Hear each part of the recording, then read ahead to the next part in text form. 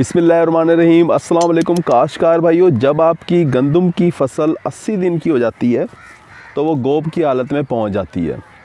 गोब की हालत वो हालत होती है जिसके अंदर तना फूल जाता है, सिटा उसके अंदर होता है, आखिरी पत्ता बन चुका होता है। आखिरी पत्ता जिसे फ्लैग लीफ पत्ता कहते हैं या फिर उसे गोब का पत्ता भी कहते हैं, क्योंकि उसके अंदर से ही सिटा निकल रहा होता है। इसके बारे में तफसीली वीडियो हमने पहले ही बनाई थी, ऊपर आपको लिंक नज़र आ रहा होगा। अगर आप ये वीडियो देखना चाहते हैं तो उस लिंक पे जाके भी क्लिक कर सकते हैं। काश्तकार भाई, जब फसल गोब की हालत में हो, जब 80 दिन की फसल है, तो उस वक़्त कौन से खुराक के अज्जा जो हैं वो पौधे को चाहिए होते हैं, और अगर आप वो इस्तेमाल करोगे तो आप अपनी गंदम की फसल के अंदर दानों की तादाद को भी बढ़ा लोगे, दानों के वज़न को भी बढ़ा लोगे, और आप अपने दानों का गंदम का के दाने जो होते हैं उनका मेयार यानी कि क्वालिटी को भी बढ़ा लोगे। काश्तकार भाई, इसके लिए दो खुराक के अज्जा की हमने बात की थी, एक पोटाशियम और एक दूसरा बोरान। काश्तकार भाई, जब आपकी फसल गोब की हालत में होती है तो उस वक़्त आपने पोटाशियम और बोरान का इस्तेमाल करना है।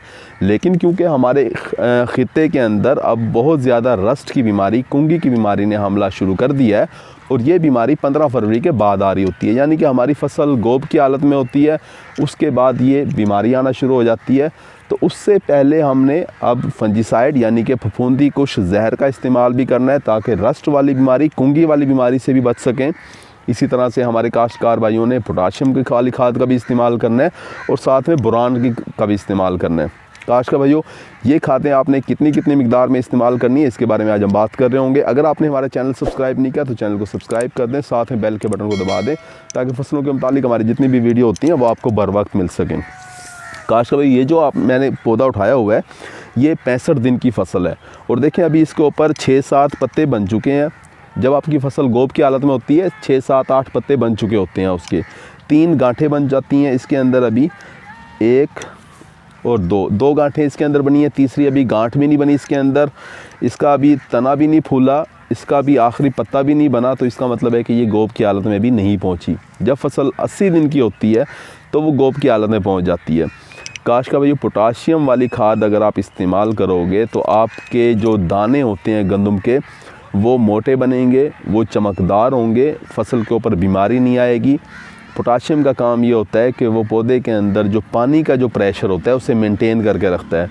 यानी कि अगर आपकी ज़मीन रेतली है तो उसके अंदर क्योंकि पानी का दबाव, स्ट्रेस बहुत जल्दी आ रहा होता है, तो पोटाशियम अगर आपने इस्तेमाल किया होगा तो वो दबाव पौधे के ऊपर नहीं आने देगा, पौधे को बचा के रखेगा, पैदावार आपकी कम नहीं होने देगा। इसी तरह से अगर आप 2-4 दिन पानी देर से भी लगाते हैं, फसल को सोखा भी लग जाता है, तब भी पोटाशियम का ये काम है कि वो पानी की कमी पौधे के अंदर नहीं आने देगा।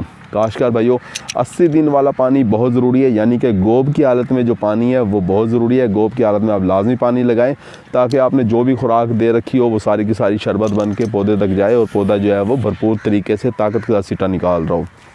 अब आपने पोटाशियम वाली खाद जो है, हमने बात की थी कि आप आधी बोरी पोटाशियम SOP खाद लाजमी गोब की हालत में लाजमी फसल के साथ फसल को दें, यानी कि तीसरे पानी के ऊपर लाजमी दें। अगर आपने शुरू में इस्तेमाल नहीं की, अगर आपने पहले इस्तेमाल की है पोटाशियम वाली खाद, तो अब देने की ज़रूरत नहीं है। काश्तकार भाइयों, अगर आप पोटाशियम का स्प्रे कर देते हैं उससे दानों का वज़न बढ़ेगा। अगर आप बोरान का स्प्रे कर देते हैं तो उससे घुंडियों के अंदर दानों की तादाद बढ़ जाएगी, यानी कि जो सिट्टा जो बनेगा उसके अंदर ज़्यादा दाने होंगे। एक घुंडी के अंदर आमतौर पे 2 दाने होते हैं, किसी में 3 होते हैं। अगर आपने बोरान का इस्तेमाल किया होगा, दाने बनने का अमल बड़े अच्छे तरीके से हो रहा होगा।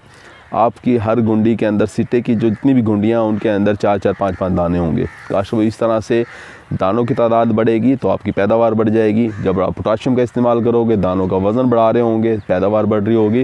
पोटाशियम को क्वालिटी एलिमेंट भी कहते हैं, यानी कि ये किसी भी फसल के अंदर अगर आप मेयार लाना चाहते हैं तो पोटाशियम वाली खाद का इस्तेमाल करें। अब आपने अगर पोटाशियम खाद अपनी फसल को, गंदम की फसल को दी होगी, तो आपके दाने चमकदार होंगे, उनके अंदर से हवा नहीं निकली होगी। क्योंकि हमारे काश्तकार बाद में पूछ रहे होते हैं कि जी दानों के अंदर से हवा निकल गई, दाना पिचक गया। अगर आपने पोटाशियम की खाद इस्तेमाल की होगी तो दाना आपका पिचकेगा नहीं, दाना जो है वो मोटा होगा। काश्तकार भाइयों, अगर मिकदार की बात की जाए, भाइयों पोटाशियम नाइट्रेट 2 किलोग्राम फ़ी एकड़ 100 लीटर पानी में हल करके स्प्रे करें। इसके साथ आप मिक्स कर लें बोरान आपने 50 ग्राम फ़ी एकड़ का स्प्रे करना है। बोरान की मिकदार आपने बढ़ानी नहीं है। जैसे ही बोरान की मिकदार बढ़ाते हैं यानी कि 100-120 अगर आप ग्राम फ़ी एकड़ इस्तेमाल करोगे तो पत्ते जो हैं वो जल जाएंगे, पौधा दबाव में आ जाता है बोरान के साथ। तो काश भाई बहुत थोड़ी मिकदार में पौधे को चाहिए होता है बोरान, इसलिए थोड़ी मिकदार के अंदर ही इस्तेमाल करें।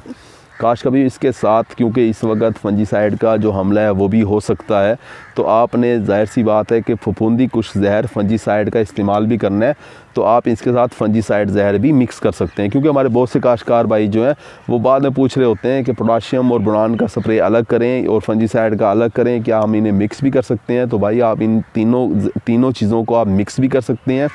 गोब की हालत में इन तीनों चीज़ों को मिक्स करके स्प्रे कर लें। फंजीसाइड आप कोई भी इस्तेमाल, टेबाकोनाजोल जहर आप इस्तेमाल कर सकते हैं, इसके अलावा प्रोपिकोनाजोल आप जहर इस्तेमाल कर सकते हैं। ये जहर अगर आप इस्तेमाल करोगे तो रस्ट वाली बीमारी जो है वो आपकी फसल में नहीं आएगी। काश का भाइयों इन जहरों को आप जो है वो पोटाशियम और बोरान के साथ मिक्स करके इस्तेमाल कर लें। काश का भाई मिक्स करने का इन तीनों चीज़ों को मिक्स करने का आपने तरीका ये रखना है कि आपने 3 बाल्टियाँ लेनी है, तीनों के अंदर अलग अलग महलूल तैयार करनी है। यानी कि 2 किलोग्राम पोटाशियम नाइट्रेट जो है वो आपने 6 गिलास पानी के अंदर, अगर आप 6 टैंकियाँ अगर आप स्प्रे करते हैं तो 6 गिलास पानी के अंदर आप पोटाशियम नाइट्रेट का महलूल तैयार कर लें। इसी तरह से 6 गिलास पानी के अंदर आप बोरान का महलूल तैयार कर लें और इसी तरह से 6 गिलास पानी के अंदर आप फंजीसाइड का महलूल तैयार कर लें। काश कभी जब आप टैंकी तैयार करते हैं, टैंकी को आधा भर लेते हैं, उसके बाद तीनों में से एक एक गिलास जो है वो उस टैंकी में डालें और उसके बाद उसे पूरा भर के हिला के तो आप जो है वो स्प्रे कर लें। काश कभी उम्मीद है कि वीडियो आपको अच्छी लगी होगी। अपना ख्याल रखिएगा। अल्लाह हाफिज़।